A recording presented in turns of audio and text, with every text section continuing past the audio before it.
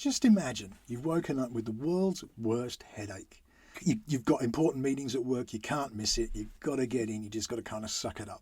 You've got the kids to get to school, they're running about, they've made a mess of the kitchen. Then you've got to go and you've got to do the shopping on the way home. You've had your day at work, it was stressful, it was difficult, you're feeling really topped up to the nines with anxiety and just stress. And you've got to stop in at the supermarket and you get in there and it's just rammed. It's difficult finding a parking space. Everybody's there at the same time for some reason. There's music playing really, really loudly and the headache's just thumping away in your head and you just want to get home. And for some reason, they've turned the lights on bright and they're flashing. There's a broken light just flashing above you. And it's just creating that extra stress you don't need. It's loud. It's overwhelming. That's what a lot of autistic and neurodivergent people have to go through every day during Christmas.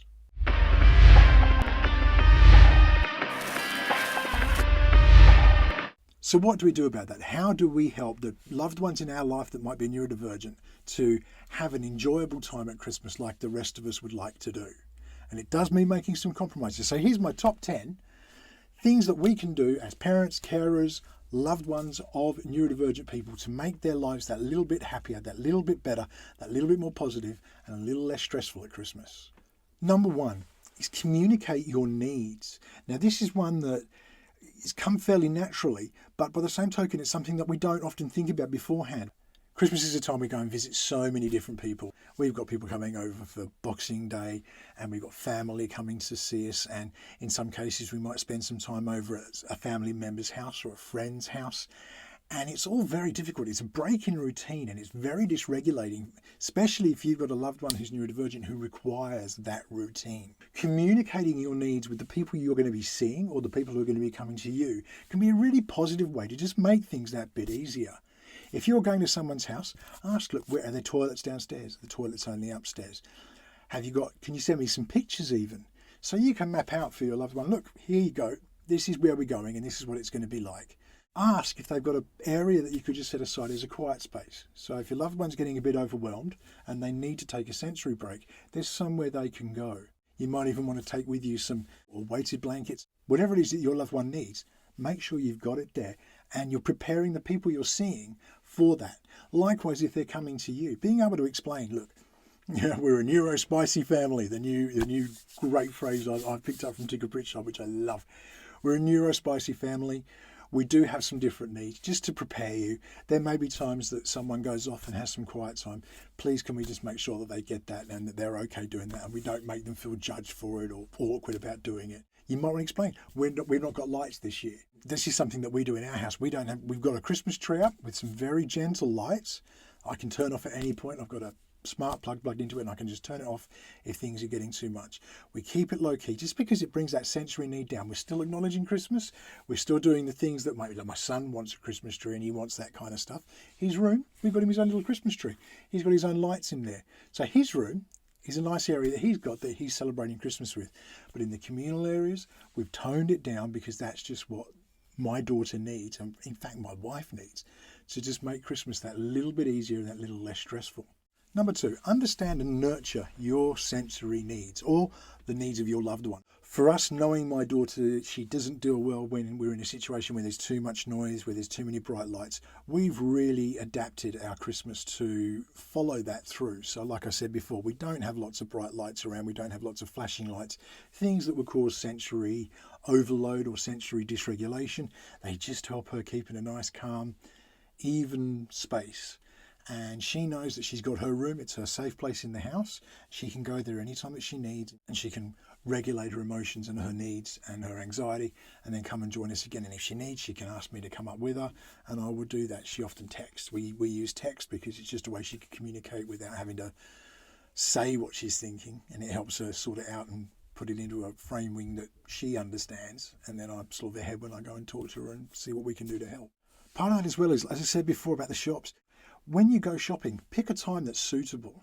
A lot of shops do sensory hours or autism hours they call them, but it seems to have got less and less. It was a popular thing for a while, but there are still shops that do it. So check if there's supermarkets that you can go to where they have an autism hour that you can go to where it's going to be a lot easier and calmer. And if there's a way that you can have your kids, looked after by someone, it's not always easy to do. But if there's a way that you can just go on your own, that may be an option as well. It just takes them away from that sensory overload. If you yourself are autistic, or if you yourself are neurodivergent, looking for shops which do accommodate and have that autism hour, or just ask them, is there a quiet time? What's the best time to come? Give them a phone call and say, I have sensory needs. I find it very overwhelming. Are there times that you recommend that I would come where I'm not going to be so overwhelmed? Take ear defenders with you. There are great ways to use ear defenders that aren't so conspicuous. One thing I love is the over-ear headphones. We've got my daughter a set of over-ear headphones. They just like she's listening to music, but we can turn the noise cancellation on them, even if she's not listening to music, and it just mutes the world around her. And it's a really effective way of using an ear defender to reduce that sensory overwhelm. And it's not a way that makes her feel ridiculous. She's just wearing headphones. Another option is, we're in an era of Amazon and click and collect and deliveries. It may cost a couple of extra quid for the delivery, but the difference it will make is huge. And I really, really, really strongly recommend doing that. Part of that sensory understanding, create or find a quiet space in your home that you can make your own and a place to retreat to, or for your child or for your loved one when they need to recharge. As I said before, my daughter's got a room, but just being prepared for that and allowing this is your space. You can come here whenever you want, guilt-free. Come along and just chill, and that's your space. It's a really, really useful thing to do if you can do that. And again, as I said before, ask if you're going somewhere, ask if there's somewhere that they could just make a quiet space so that you can help either regulate yourself or regulate those around you, those loved ones who just need that time sometimes.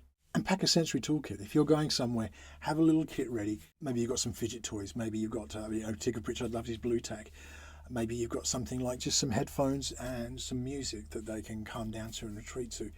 Some people I know, they'll just take a little collapsible tent, those little indoor tents, and they can just collapse them down, pop them up, and it can give them a space in somewhere that they can just retreat to in that time. Having a sensory toolkit you can take with you when you're not in your home and your familiar surroundings just makes a huge difference. And as I said before as well, do try and get images, get people to send you photos on the phone just of their space so that you can prepare people. This is where we're going and this is what it's going to be like. And it can really help prepare. These things are all going to be different for each individual person, but there are things that you can pick and choose from this which will potentially really help. Number 3, prepare, plan and prioritise, the 3 Ps. So as I said before, getting images and stuff like that of where you're going, that can be a really, really, really good help. Explaining to our kids, if your kids are neurodivergent, for me, explaining where we're going and what we're going to be doing, it makes such a big difference. As I said earlier on, just asking where the toilets are so I can prepare my daughter. This is where the toilet's going to be. That's a huge thing for her. She needs to know that she's got that place that she can go and she's not going to be caught desperate and then not know where to go. It creates real anxiety. So being able to prepare, there's a toilet on the ground floor, there's a toilet on the upstairs, here it is. And when you get there, you can say, here's the toilet, so you know. Little things like that. Maybe it's where the kitchen is so I can go and get a drink of water.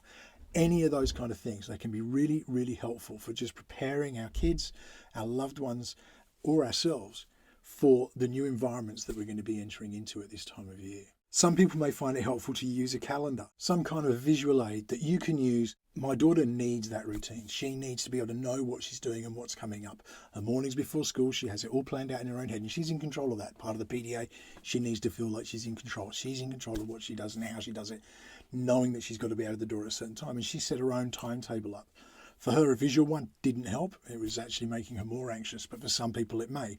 And this is the thing. Take these things, adapt them to what works for you guys and work it out. But it could be something that's really helpful. Or just little reminders, we're going to be going at 10, just letting you get prepared. Here if you need me. Anything that you can do. It's like reducing the demands, I guess, making that sort of low demand environment, but allowing our loved ones to be able to manage within the situations that we create at Christmas, which are just so much more difficult. Part of that is also what foods are going to be had there. And maybe even preparing people, coming back to that first point of communicate your needs. What foods are they going to enjoy? What foods are they not going to like? Maybe they don't like food touching on the plate. That's a common thing for a lot of autistic people. They don't like it touching. Vanessa D'Souza, who we interviewed, one of her big things, when she was on MasterChef, she wouldn't make anything touch, even though she wasn't eating it. She was cooking it for the judges, but she wouldn't make it touch. It was her autistic need was that they don't touch. So she made everything deconstructed, and that was how she presented it. That was her need. It's one of those things that we can do by preparing people for what they might need and preparing our kids and our loved ones by adjusting to what they need can make a huge, huge difference. And it just keeps that routine, that similarity, that safe feeling. And it's a really helpful thing. Number 4, Don't just plan for Christmas Day. Christmas is a whole period of time, especially with kids. It's got the whole school holiday period, 2.5, 3 weeks even. Plan for the whole thing so we know what's coming up. For us, we see different family members on different days, and so preparing my daughter for that especially is a really important thing. Being able to say to her, this is who's coming today, who's coming tomorrow. Again, use a visual reminder on the wall. Make sure you've got the whole time prepared. It just really helps, especially if you've got kids or family or loved ones who are in need of that routine. It can really help by knowing what's coming up, what's happening, and what's going to be happening next. So don't just prepare for Christmas Day, this is what's happening Christmas Day. Make sure there's an idea and a clearly communicated idea of what's going on over the next couple of weeks. And part of that is as well, within those days, plan some recuperation time. You're going to have periods like where you don't need a day. So maybe it's even about spacing the days in between. So you might have Christmas Day and Boxing Day. That's going to be a really relaxing day. The day after Boxing Day, maybe there's something planned then. But factoring in times for recuperation, spoon theory, we talked about it on this show before. You've probably heard it as well. If you're in the neurodivergent world, you'll have heard of it. But the idea is that you've only got so many spoons, and at some point you need to put them in the dishwasher and replenish your stocks. That's that time. That's that time to recuperate, recharge the batteries, if you like. Make sure that that's scheduled in, especially if our kids need it. If it's something that our loved ones need, it's something that we can do to help them and factor that in. Number 5, and I think this is a really, really important one. Do Christmas your way. Don't feel pressured into doing things just because it's what everybody else does. You do Christmas for you and your family. You make it happy and enjoyable and joyous for you and your family. And that's what matters most. It's looking after you, it's looking after your loved ones and making sure that everything they need is there, everything they want is there. I would much rather have a nice, relaxed Christmas than a mad, rush, stressed Christmas where we're having meltdown after meltdown simply because we're trying to do things that are traditional Christmas and they don't work for our family. By stripping it back, by making it a bit easier, it can work really well. Think about this. Do you really need surprises? We've talked to Tigger on this show before, and he shared with us the fact that he hates surprises. He doesn't know how to handle it when they're opened. He talked about he got the Saturn V given to him, a Lego Saturn V. He's always wanted one. Fantastic gift. The person who bought it loved him dearly and bought it for him as a surprise because they knew that he was going to love it. And he did. But he didn't know how to react. It was, part of his processing. What if she thinks I don't like it? What if I'm showing the wrong facial expression? What if I don't make it right? It sat there for a year because he didn't have the spoons, if you like, to go and deal with it. It was just something that really helped him, is knowing that he doesn't like surprises. And he's communicated that with his family and friends now. So there's never a surprise for Christmas for Tigger. He always knows what he's getting and he enjoys it more for doing so. And I think that can be the thing we can project. I can project on my family, my wants. I want surprises. I want to unwrap a gift at Christmas. I love that kind of stuff. But for my family, it might not be the right thing. My daughter, we went through and we picked the stuff that she was going to have for Christmas because it just helps her to know. There's a couple of surprises in there because she can handle that. But for the most part, she knows what she's getting. She knows the kind of stuff she likes. And she doesn't have to worry about what if I get the wrong thing? What if I don't like it and I have to express that I have to hide that? How can I hide it? Do I hide it? Am I honest? Does that mean I lie? All these things that we keep telling, be honest. And then she's faced with, well, what do I do in this situation? Do I hurt someone's feelings? Or all this stuff builds up. It's extra anxiety, extra pressure, and it just contributes to those meltdowns that come on. Having that she knows what she's going to be getting. We wrap them now. That's something she'll be able to cope with. But in the past, we haven't. We've actually had them unwrapped or in bags. In fact, that's what we've done this year. We've got their bags. They're Christmassy foil bags, basically. But they're nice. We can leave them open so she can actually just have a peek in. And it just helps lower that overwhelm, that sensory overwhelm, that excitement, and it helps her manage her own emotions on the day that much more easily. And don't be afraid to take a break. Going out, having a walk, going away for a sensory break, having a sensory area, somewhere you can retreat to. They're all so important to be able to do. More than that, it can be a really helpful thing for things like one thing that we've done this year, we did it last year and we're doing it again this year, is we're going to go out for Christmas dinner. We're not going to sit at home. We're going to go out and have a meal. That way we don't have to worry about cooking and all the stress and the everything going on in the kitchen and all that kind of stuff. There's no cleaning up. We just go to a nice little restaurant, sit down, the food's prepared, given to us, and it's relaxed. It was so much more pleasant and so much more relieving.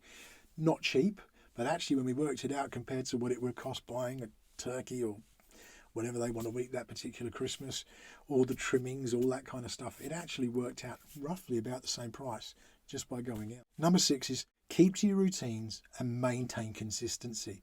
This is really important for a lot of neurodivergent people. That routine is needed. My daughter needs to know that she's got her routine in place, when she's getting up, when she's going to do certain things.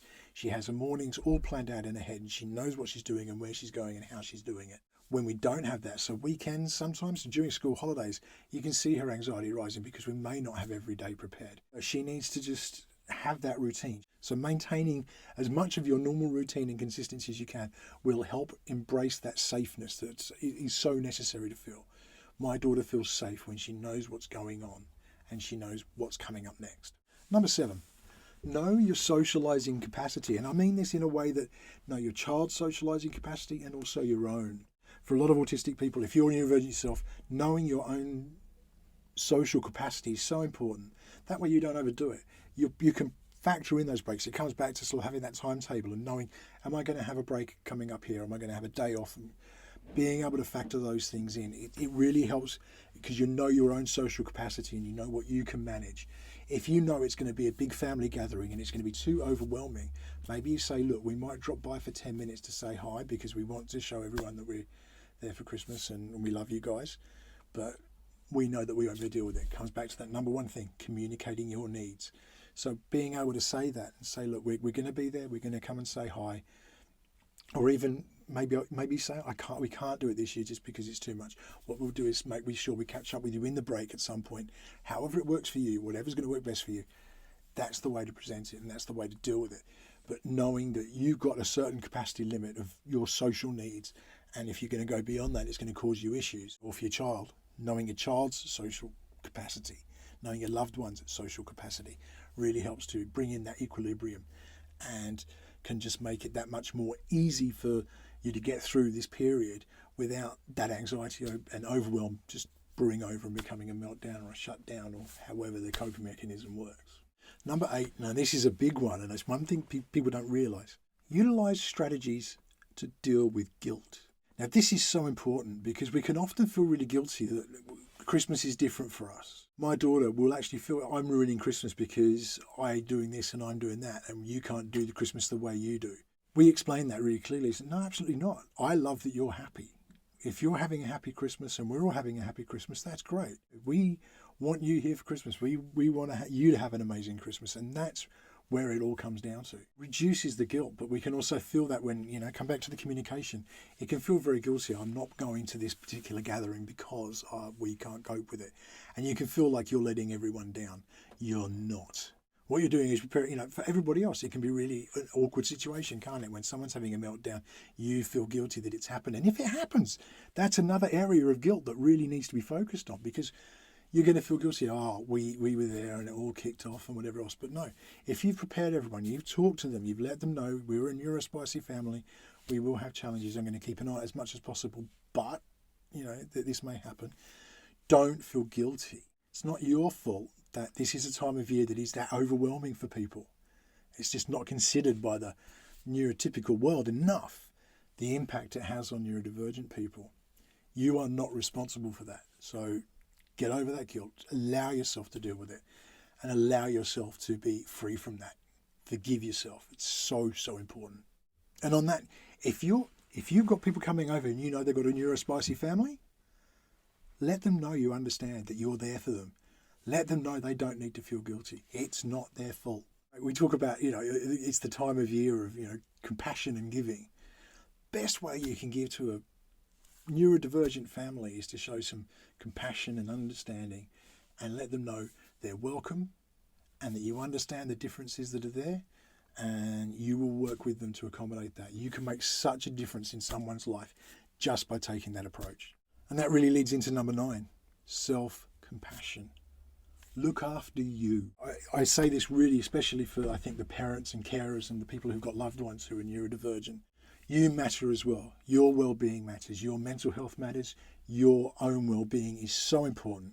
Talked about it loads on this, but we often mention it. The masks coming down on the plane, when they give you the chat at the beginning of a plane flight and they say, if the mask drops down, if you've got kids with you, secure your own mask before you secure it to anybody else. Because if you're out of the picture, you're useless. You matter. So being able to take these sort of things and prioritise your own needs within that is really important. Make sure that you're getting through. Make sure you're showing yourself some love. Make sure you're giving yourself some time. If you need to take a 5-minute break and you need to say to your partner or you need to say to somebody, do you mind if I just step out for 5 minutes and have a quiet moment? People will understand, communicate it. Be compassionate to yourself. It's that time of year, you matter. Which brings us to number 10, which is just enjoy it. Just have a really, really good Christmas and make sure all these things are there to, all these little tips and tricks, if you like, they're there so that you can use them if needed. You might have your own examples, and if you do, put them in the comments. I'd love to hear more things that people do to make their Christmases work. Other events as well, birthdays, all that kind of stuff. Anything you can do that helps you to have a better Christmas with a neurodivergent family. Enjoy it. Have a great, great Christmas. Be kind to each other. I will see you again on the next episode. In the meantime, please do stay safe.